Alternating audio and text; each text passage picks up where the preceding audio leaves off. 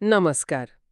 आज आमे भारतर संविधान विषय रे एक गभीर आलोचना करबाकू जाउछु। आम पाखरे जो लेखागुड़िक अछि सेगुड़िक एही जटिल विषय को बेश सरल भावरे बुझौछि। किंतु आमर उद्देश्य केवल एहार पृष्ठा उल्लटैबा नुहे बरং एहार आत्मा को बुझिबा। तेबे चालंतु एही महान ग्रंथर दर्शन आउ गठन भितर को जिबा। अच्छा, साधारणतः आमे संविधान को देशर सर्वोच्च आईन बोले कहि थाउ। किंतु एहार निर्माण प्रक्रिया विषय भाविले टिके आश्चर्य लागे। एहाकू तैयारी करिबा पई माने प्राय 3 वर्ष लागिथिला नुहे कि? हाँ, पाखापाखि सेया 2 वर्ष 11 मास आउ 18 दिन एते लंबा समय आउ यही समय ही एहार गभीरतार प्रमाण दिए। एते समय काहींकी? देखंतु, एहा कोनसी तरबरिया काम नथिला। आपण भाबंतु तो शह शह वर्षर पराधीनता परे गोटे नुआ देश जन्म नेउछि। हाँ, ଯେଉଁଠି ଶହ ଶହ ଭାଷା, ହଜାର ହଜାର ଜାତି, ଅନେକ ଧର୍ମର ଲୋକ, ସେମାନଙ୍କର ସମସ୍ତଙ୍କର ଆଶା, ଆକାଂକ୍ଷା ଆଉ ସୁରକ୍ଷାକୁ ଗୋଟିଏ ସୂତାରେ ବାନ୍ଧିବା କେତେ ବଡ଼ ଆହ୍ୱାନ ଥିଲା। बुझिली।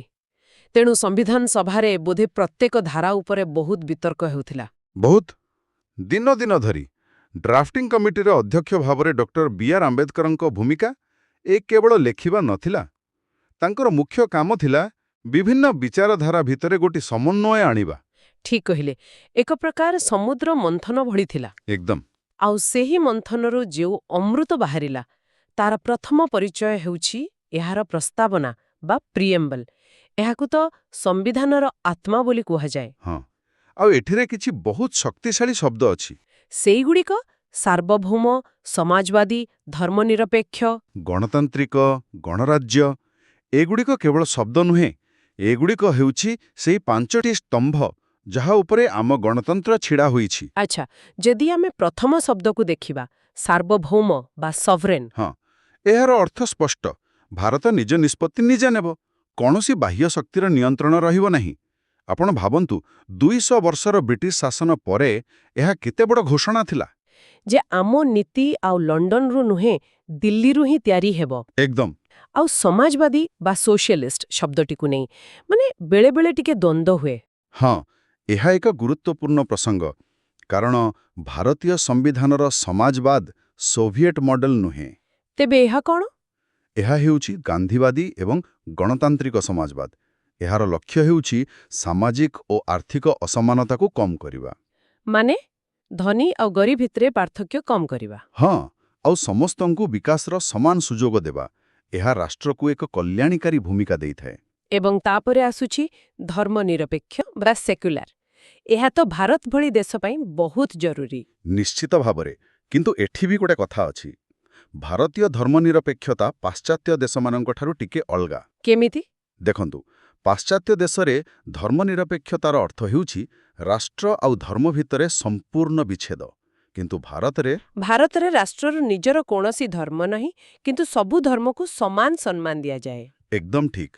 ଏହାକୁ ସର୍ବଧର୍ମ ସମଭାବ କହିପାରିବା। ହେଲା, ଶେଷରେ ଗଣତାନ୍ତ୍ରିକ ଆଉ ଗଣରାଜ୍ୟ, ଡେମୋକ୍ରାଟିକ୍ ଏବଂ ରିପବ୍ଲିକ୍, ଏ ଦୁଇଟା ଶବ୍ଦ ଭିତରେ ଏକ ସୂକ୍ଷ୍ମ ପାର୍ଥକ୍ୟ ଅଛି ନୁହେଁ କି? ହଁ, ଏକ ବହୁତ ଗୁରୁତ୍ୱପୂର୍ଣ୍ଣ ପାର୍ଥକ୍ୟ। ଗଣତାନ୍ତ୍ରିକର ଅର୍ଥ ହେଉଛି ଶାସନ ଲୋକଙ୍କ ହାତରେ ରହିବ। ଆମେ ଭୋଟ ଦେଇ ଆମ ପ୍ରତିନିଧି ବାଛିବା। ଆଉ ସେମାନେ ଆମ ପାଇଁ ସରକାର ଚଳେଇବେ। ହଁ, କିନ୍ତୁ ଗଣରାଜ୍ୟର ଅର୍ଥ ଆହୁରି ଗଭୀର। ଏହାର ଅର୍ଥ ହେଉଛି ଦେଶର ମୁଖ୍ୟ ମାନେ ରାଷ୍ଟ୍ରପତି, ସେ ବି ନିର୍ବାଚିତ ହେବେ। ବଂଶାନୁକ୍ରମିକ ଭାବେ ରାଜା ବା ରାଣୀ ହେବେନି। ଠିକ୍, ଯେମିତି ବ୍ରିଟେନରେ ହୁଏ।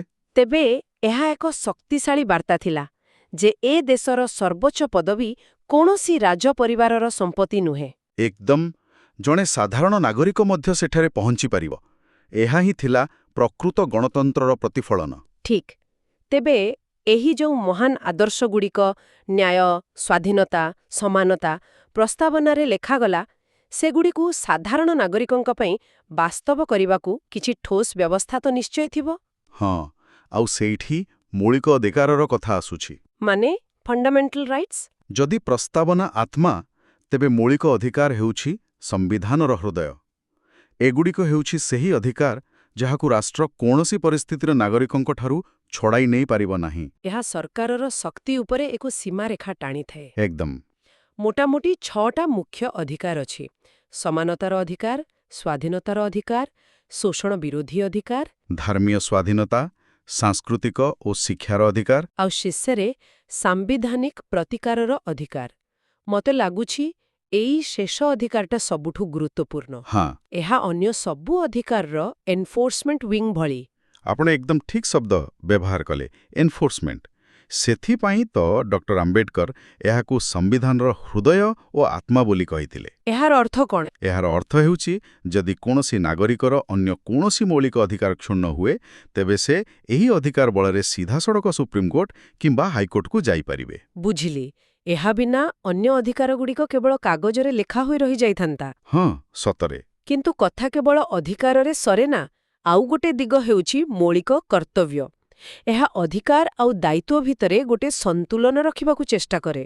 ହଁ, ଏହା ହିଁ ଏକ ପରିପକ୍ୱ ଗଣତନ୍ତ୍ରର ପରିଚୟ। ଅଧିକାର ସହିତ ଦାୟିତ୍ୱ ମଧ୍ୟ ଆସେ। ଯେମିତିକି ସମ୍ବିଧାନକୁ ସମ୍ମାନ ଦେବା, ଜାତୀୟ ପତାକାକୁ ସମ୍ମାନ ଦେବା। ପରିବେଶର ସୁରକ୍ଷା କରିବା।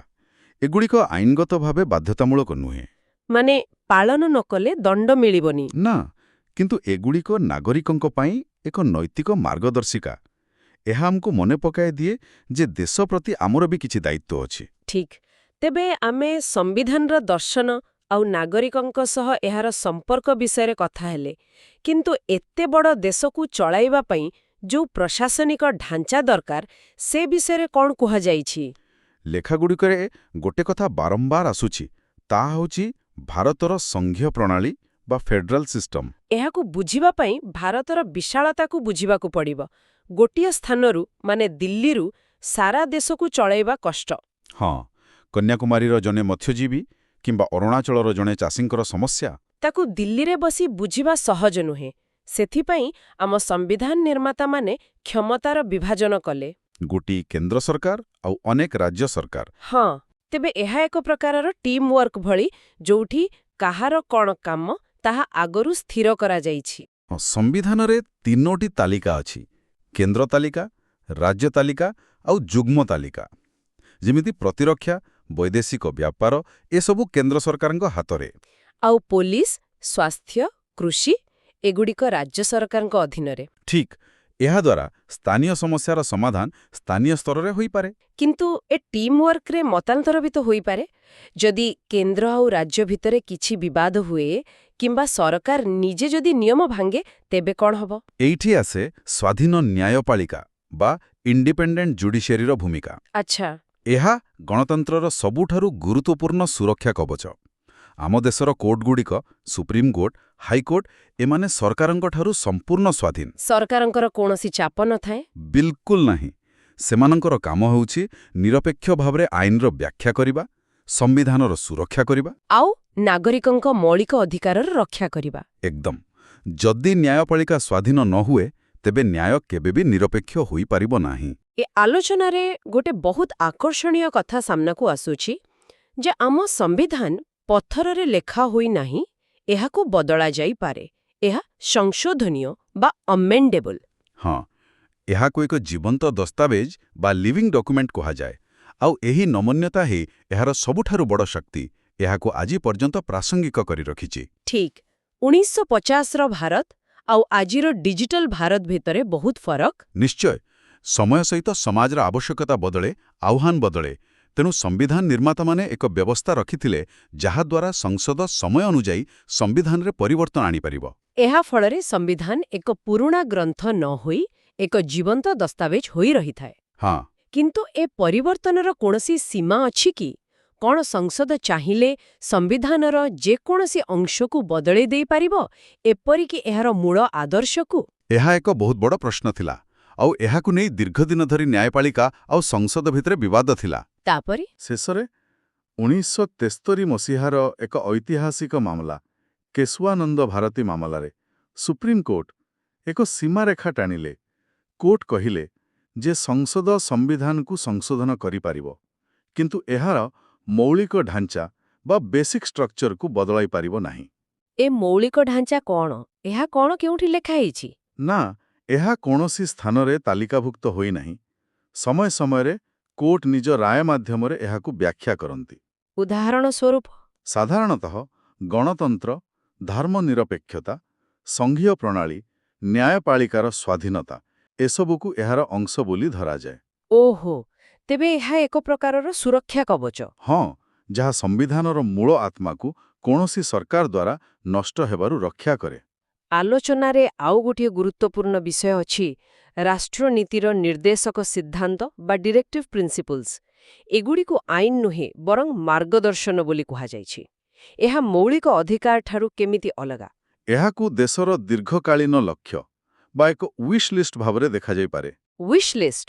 ହଁ, ମୌଳିକ ଅଧିକାରକୁ କୋର୍ଟରେ ଲାଗୁ କରାଯାଇପାରିବ, କିନ୍ତୁ ନିର୍ଦ୍ଦେଶକ ନୀତିଗୁଡ଼ିକ ସାମାଜିକ ଓ ଆର୍ଥିକ ଗଣତନ୍ତ୍ର ସ୍ଥାପନ ପାଇଁ ଉଦ୍ଦିଷ୍ଟ। ଯେମିତିକି? ଯେମିତି ସମସ୍ତଙ୍କ ପାଇଁ ସମାନ କାମକୁ ସମାନ ବେତନ, ଗ୍ରାମ ପଞ୍ଚାୟତର ଗଠନ, ପରିବେଶ ସୁରକ୍ଷା ଏସବୁ। ତେବେ ଯଦି ଏହାକୁ କୋର୍ଟରେ ଲାଗୁ କରାଯାଇପାରିବ ନାହିଁ, ତାହେଲେ ଏହାର ମହତ୍ତ୍ୱ କ'ଣ? ଏହାର ମହତ୍ତ୍ୱ ନୈତିକ ଏବଂ ରାଜନୈତିକ। ଏଗୁଡ଼ିକ ସରକାରଙ୍କ ପାଇଁ ଏକ ଦିଗବାରିଣୀ ସଦୃଶ। ଯେତେବେଳେ ସରକାର କୌଣସି ନୂଆ ନିୟମ ବା ଯୋଜନା ତିଆରି କରେ, ସେତେବେଳେ ଏହି ନୀତିଗୁଡ଼ିକୁ ଧ୍ୟାନରେ ରଖିବା ତାର କର୍ତ୍ତବ୍ୟ। ମାନେ ମୌଳିକ ଅଧିକାର କୁହେ ସରକାର କ'ଣ କରିପାରିବ ନାହିଁ। ଆଉ ନିର୍ଦ୍ଦେଶକ ନୀତି କହେ ସରକାର କ'ଣ କରିବା ଉଚିତ। ବହୁତ ବଢ଼ିଆ। ତେବେ ଏହି ସମ୍ପୂର୍ଣ୍ଣ ଆଲୋଚନାରୁ ଗୋଟିଏ କଥା ସ୍ପଷ୍ଟ ହୋଇଯାଉଛି। ଭାରତର ସମ୍ବିଧାନ କେବଳ ଏକ ଶୁଖିଲା ଆଇନ ପୁସ୍ତକ ନୁହେଁ। ଏହା ଏକ ଦର୍ଶନ, ଏକ ସାମାଜିକ ଚୁକ୍ତି। ସମ୍ପୂର୍ଣ୍ଣ ସଠିକ୍। ଏହା ଏକ ବିବିଧ ରାଷ୍ଟ୍ରକୁ ଏକାଠି ବାନ୍ଧି ରଖିଛି। ଏହା ଆମକୁ ଅଧିକାର ଦିଏ, ଆମଠାରୁ କର୍ତ୍ତବ୍ୟ ଆଶା କରେ, ଆଉ ଏକ ନ୍ୟାୟପୂର୍ଣ୍ଣ ସମାଜ ଗଠନର ସ୍ୱପ୍ନ ଦେଖାଏ। ଏହାକୁ ବୁଝିବା ଏବଂ ସମ୍ମାନ କରିବା ପ୍ରତ୍ୟେକ ନାଗରିକର ଦାୟିତ୍ୱ। ନିଶ୍ଚୟ। ତ ଦସ୍ତାବେଜ, ଯାହା ସମୟ ସହିତ ବଦଳିପାରେ। ହଁ। ଏବେ ଆମେ ଡିଜିଟାଲ ଗୋପନୀୟତା, ଆର୍ଟିଫିସିଆଲ ଇଣ୍ଟେଲିଜେନ୍ସ, ଜଳବାୟୁ ପରିବର୍ତ୍ତନ ଭଳି ନୂଆ ଆହ୍ୱାନର ସମ୍ମୁଖୀନ ହେଉଛେ। ଏମିତି ଆହ୍ୱାନ ଯାହା ବିଷୟରେ 75 ବର୍ଷ ପୂର୍ବେ କେହି କଳ୍ପନା ବି କରିନଥିଲେ। ଠିକ୍। ତେବେ ପ୍ରଶ୍ନ ଉଠୁଛି, ଏହି ନୂଆ ଯୁଗର ଆହ୍ୱାନଗୁଡ଼ିକୁ ସାମ୍ନା କରିବା ପାଇଁ ସମ୍ବିଧାନକୁ ପରିବର୍ତ୍ତନ କରିବାର ଆବଶ୍ୟକତା ଏବଂ ଏହାର ସେହି ମୌଳିକ ଅପରିବର୍ତ୍ତନୀୟ ସିଦ୍ଧାନ୍ତଗୁଡ଼ିକୁ ସୁରକ୍ଷିତ ରଖିବାର ଆବଶ୍ୟକତା, ଏ ଦୁଇଟି ଭିତରେ ଆମେ କିପରି ସନ୍ତୁଳନ ରକ୍ଷା କରିପାରିବା?